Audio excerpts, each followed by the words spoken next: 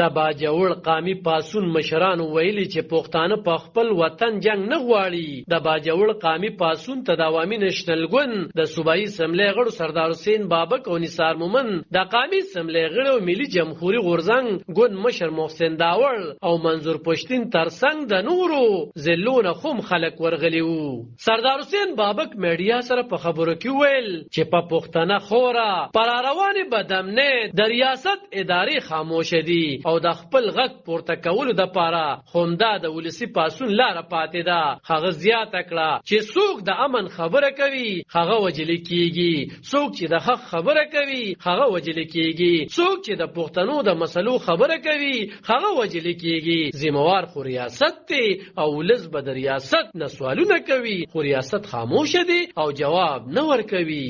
د ملي جمهوریت غورځنګ مشر محسن داور وویل چې د امن پاسونونو سلسله به د پښتونخوا وطن د امن زیر ثابتېږي. هغه وویل چې جنگ زمون خوري ته راغلی دی او دا عالمي جنگ دی، خو نن چې کومه د ګټې خبره ده هغه دا ده چې قام پاسېدلی دی. د باجوړ نه واخله تر باجوړ پورې او د وزیرستان نه واله تر سوات پورې امن غواړي. د باجوړ امن پاسون را جوړولو کې مهم رول لوبونکي مولانا خانزیب ویلي چې پاسون ته د پښتنو ګڼ شمېر مشران ورغلي او دوی خوشبینه دي چې د دې لاریونونو په وجه به دلته امن راځي. ډېر لوی ولسي پاسون دی، من خیلمن او ډاډه یو چې د دې په برکت به دلته امن او سوکالي راشي. د اګست په میاشت کې په سوات کې وسلوال ښکاره شوي وو، د هغې وروسته بیا په سوات کې د امن دپاره د ولسي احتجاجونو او قامي پاسونونو لړۍ پیل شوې او د پښتونخوا په زیاتو سیمو کې دغه پاسونونه شوي دي. د نومبر د میاشت را په دې خوا چې ټي ټي پي